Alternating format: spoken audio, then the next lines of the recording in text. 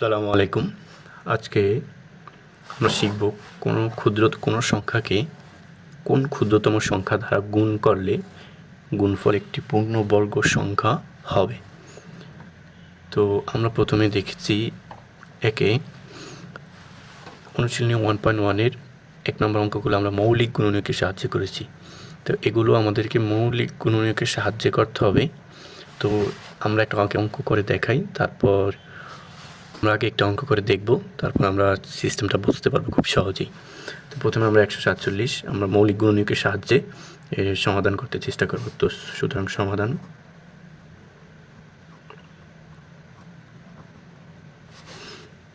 আমরা হাতে লিখতে সুন্দর করে লিখতে চেষ্টা করব 147।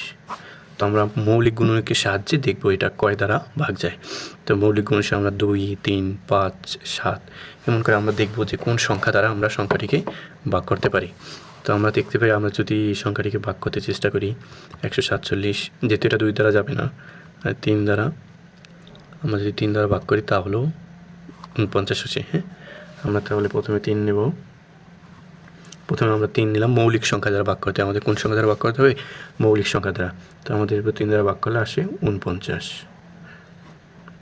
49 তো আমরা জানি মূল 49-এর বর্গমূল কত? 7। তো এখানেও 7 আসবে, এখানেও 7। তো আমরা এখানে এখন 3টা সংখ্যা পেলাম। তো আমরা এখানে লিখব,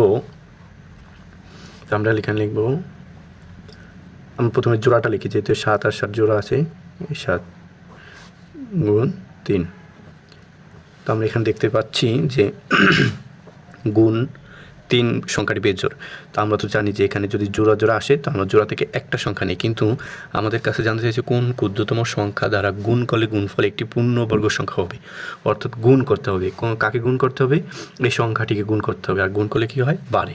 তো আমরা গুণ করবো কোন সংখ্যা দ্বারা? আমাদের এখানে যদি জোড়া আসতো তাহলে আমরা ওই জোড়া নিয়ে কাজ করতাম, যেখানে এখানে 3 বিজোড়। তো আমাদের 3 বিজোড়, তো আমাদের লিখতে হবে যেহেতু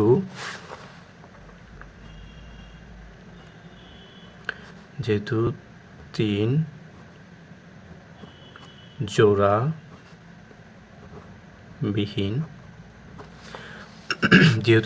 বিহীন, সুতরাং সংখ্যাটিকে 3 দ্বারা গুণ করলে গুণফল, সুতরাং সংখ্যাটিকে 3 দ্বারা গুণ করলে গুণফল একটি পূর্ণবর্গ সংখ্যা হবে। তো আমরা চাইলে এটা প্রমাণ করতে পারি যে সংখ্যাটিকে 3 দ্বারা গুণ করলে কি গুণফল সত্যিই পূর্ণবর্গ সংখ্যা হবে কিনা।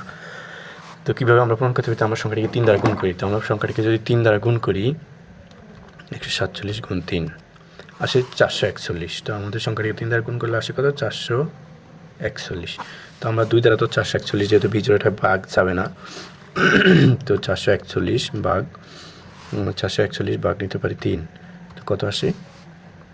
3 147। তো 147 में 3 যাবে 49, 7 গুণ 7। এখন আমাদের সংখ্যাটি একটা পূর্ণবর্গ সংখ্যা হয়েছে, কারণ 3 গুণ 3 এক জোড়া, 7 গুণ 7 এক জোড়া। তো আমরা এখান থেকে নিতে পারি 3 গুণ 7 21।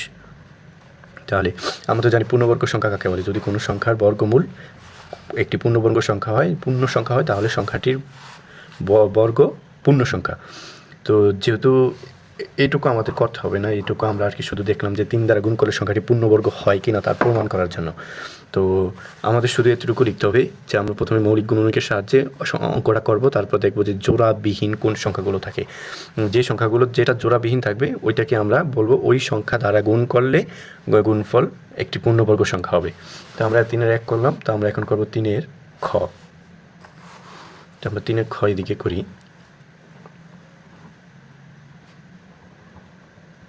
আসলে আমার বোর্ড নেই, তো আমি খাতায় দিয়ে করতেছি। হয়তো তোমাদের অনেকের পছন্দ হবে না, তবু কিছু করার নেই, আমি এখানেই করতে চেষ্টা করতেছি। দেখো তোমাদের কিছু হলে উপকার হয় কি না। তো আমরা প্রথমে 384 লিখব। 384 আমরা কয় দ্বারা ভাগ করবো? প্রথমে আমরা 2 দ্বারা ভাগ করতে পারি। তা আমরা 384-কে 2 দ্বারা ভাগ করি। 384 ভাগ 2 192। যেহেতু আমাদের মৌলিক সংখ্যা দ্বারা ভাগ করে দেখতে হবে, আমরা 2 থেকে আমরা ছোট সংখ্যা দ্বারা থেকে শুরু করব এবং বড় সংখ্যা দিকে উপরে আস্তে ধীরে ধীরে বড় সংখ্যা দিকে যাব। তারপর আমরা 2 দ্বারা নিতে পারি 50-46 192 ভাগ 2, তাহলে আমাদের আসছে 96 96। তো তারপরে আমরা 2 দিয়ে ভাগ করতে পারি, তাহলে আমাদের কত আসবে? ভাগ 2 48। তারপর আমাদের ভাগ 2, তাহলে আসবে 24 ভাগ 2 12, তাহলে আসবে ভাগ 2 6, তারপর আসবে 2, এখানে আসবে 3। তো আমরা প্রথমে এইভাবে করব। তো আমরা এখানে দেখতেই পাচ্ছি যে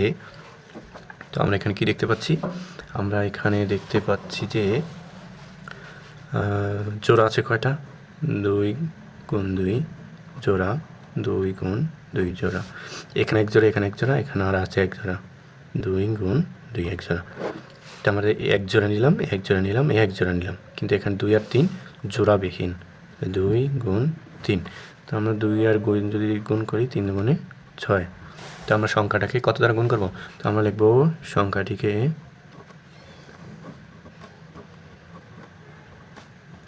6 দ্বারা গুণ করলে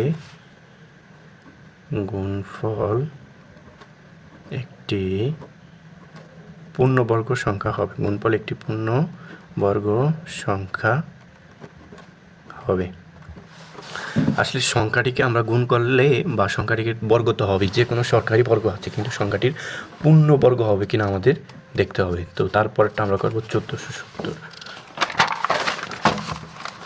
তো আমরা যদি এরপরটা করি,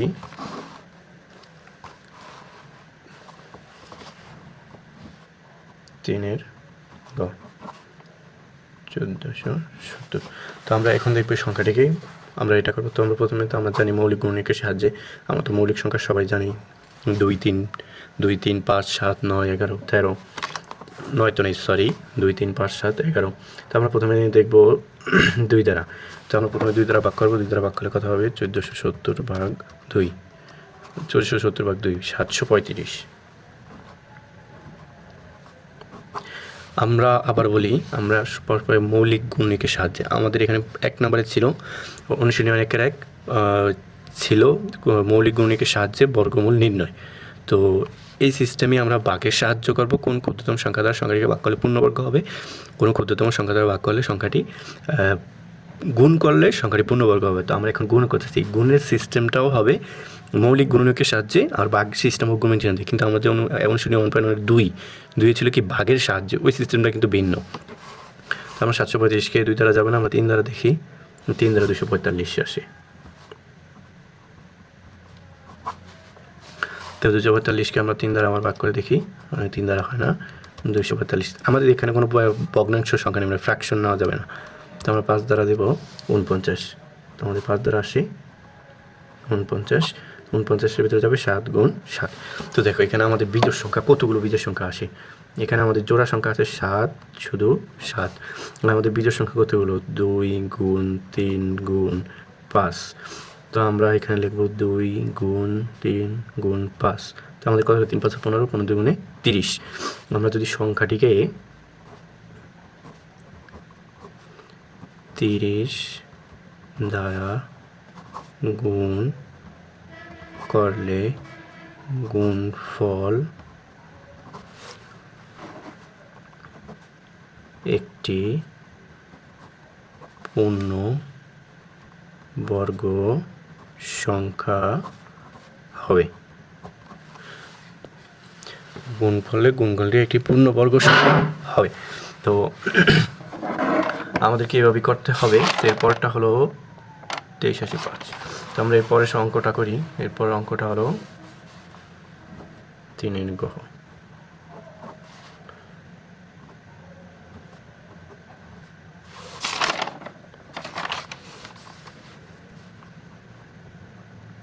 তো আমরা সমাধান করব।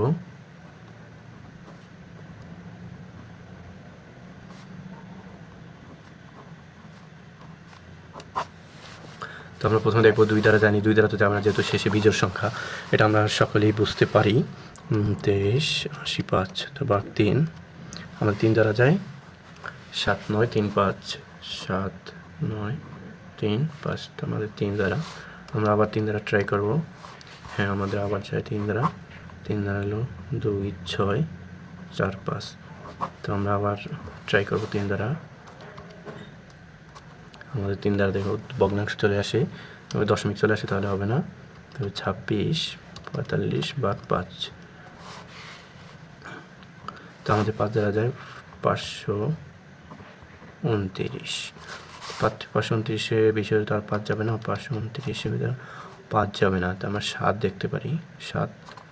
7 হয় না, 529 ভিতরে 5 7 হয় না, আমরা ভাগ দেব 11 দ্বারা, 11 দ্বারা হয় না, 529 11 দ্বারা হয় না, তাহলে আমরা 13 দ্বারা ট্রাই করব।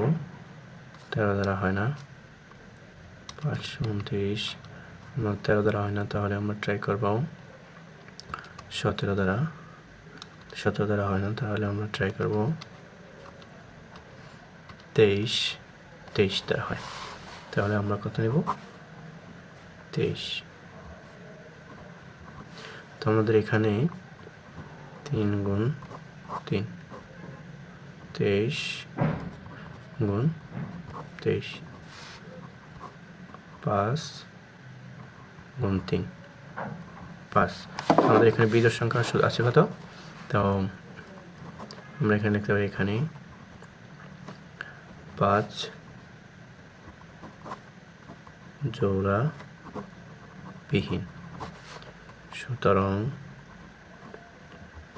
সংখ্যাটিকে 5 দ্বারা গুণ করলে গুণফল একটি পূর্ণবর্গ, এখানে লিখতে হবে কি পূর্ণবর্গ সংখ্যা হবে। তো এভাবেও ভাগের অঙ্কগুলো, গুণফল একটি পূর্ণবর্গ সংখ্যা হবে, তো এভাবে ভাগের অঙ্কগুলো আমাদের করতে হবে। তো যাই হোক, আজকে এই পর্যন্তই, আমরা ভাগের অঙ্কগুলো নিয়ে আবার আসবো। তোমাদের যদি বুঝতে অসুবিধা হয় আমাকে জানাতে পারো, এবং তোমাদের যদি কোনো অঙ্ক করতে অসুবিধা হয় তাহলে তোমরা কমেন্টে লিখতে পারো, আমি ওগুলোর সমাধান দেওয়ার চেষ্টা করব। আজকে এই পর্যন্তই, আল্লাহ হাফেজ, বাই বাই।